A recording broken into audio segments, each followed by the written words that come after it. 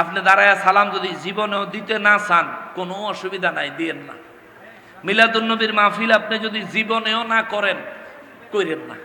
মিলাদুন নবীর মাহফিল দেখলে আপনার যদি খারাপ লাগে, আপনার খারাপ লয়ে আপনি বয়ে থাকেন ভাই। আল্লাহ কুল কায়নাত সাজাইছে যে নবীর খাতিরে, ওই নবীর আগমনে আমরা খুশি হয়েছি, হচ্ছি এবং হব কিয়ামত পর্যন্ত। ঠিক কিনা বলে? আমরা হব ভাই, কারণ তিনি আমার নবী। আরে বাপরে দেখলেই তো সন্তান খুশিতে আত্মহারা হয়ে যায়। আর যারে না বানাইলে আমার এই আল্লাহ বানাইতো না, সৃষ্টি জগতে বানাইতো না।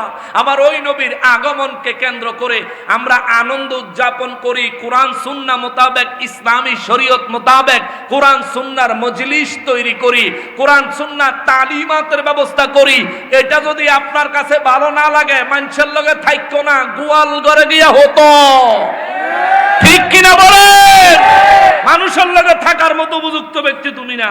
আল্লাহ হেদায়েত দেখ। জোরে কোন আমিন, আর জোরে কোন না আমিন। মুআজ্জাজ মুকাররম, আর সামনে যাব না গো, রাত অনেক হয়ে গেছে।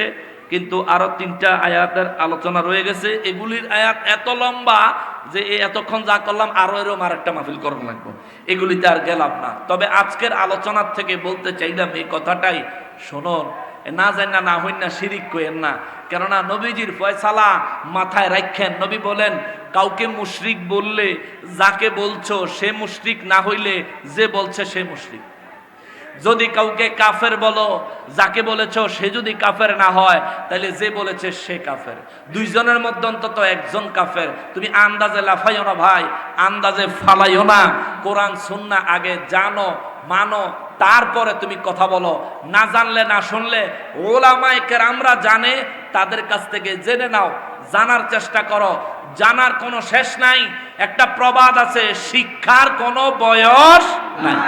শিখো ভাই, শিখতে কোনো লজ্জা নাই, শিক্ষার কোনো বয়স নাই। আল্লাহ তাআলা বুঝার তৌফিক দান করেন। জোরে পড়েন আমিন। তাহলে নবীর গোলামিরে আর জীবনে শিরিক কইবেন? কেউ শিরিক কইলে মানবেন? আর নবীর গোলামি না করলে আল্লাহর গোলামি হয় না। নবীরে খুশি না করলে আল্লাহ খুশি হয় না। নবীকে সন্তুষ্ট না করলে আল্লাহ সন্তুষ্ট হয় না। ঠিক কিনা বলেন? অতএব নবীর গোলামির কথা বললে আপনি শিরিকের ফতোয়া লাগাইতে পারবেন না, তাইলে আল্লাহর কোরআন আপনার বিরুদ্ধে যাবে। আর আপনারা শিরিকের ফতোয়া দিলেও দিতারেন। আপনাকে যে সমস্ত হুজুরের ওয়াজ শোনেন, ওই এক হুজুরের নাম আর কইলাম না, এক হুজুরে কইছে মানুষের কলব বলে মাথার পিছে থাকে। কলব বলে মাথার পিছে থাকে। কলব আরবি শব্দ, বাংলা অর্থ হইল হৃদপিণ্ড, ইংরেজিতে বলে হার্ট। এই মানুষের যদি হার্ট অ্যাটাক হয়, কি মাথা অপারেশন করে না বুকে? এই আর কি। হ্যাঁ গো, এই হুজুররাই কইছে এই দেশে করোনা আইলে কোরআন মিথ্যা হয়ে যাবে। নাউযুবিল্লাহি মিন যালিক। তারা বেফাস কথাবার্তা যা খুশি তাই বলতে পারে। তবে বাবারে, মেহেরবানি করে বুঝবেন, এই দুনিয়াটা আল্লাহ নবীর প্রেমে বানাইছে।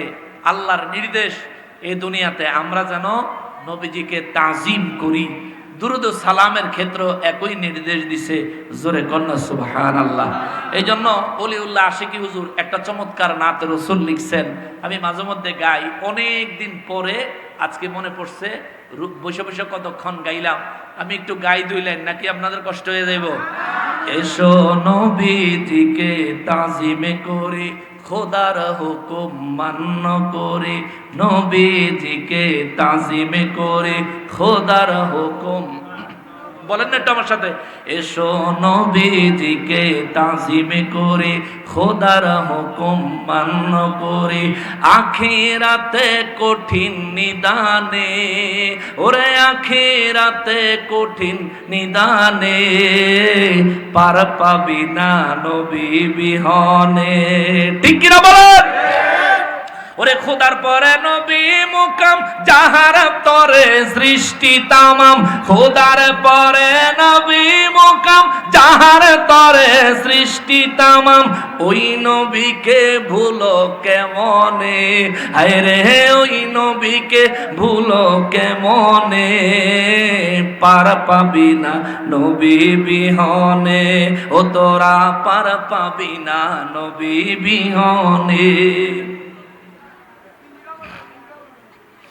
আমার নবী শ্রেষ্ঠ নবী, সমস্ত নবীদের নবী, আমার নবী শ্রেষ্ঠ নবী, সমস্ত নবীদের নবী, বাদশা তিনি দোনো জাহানে। ঠিক কিনা বলে?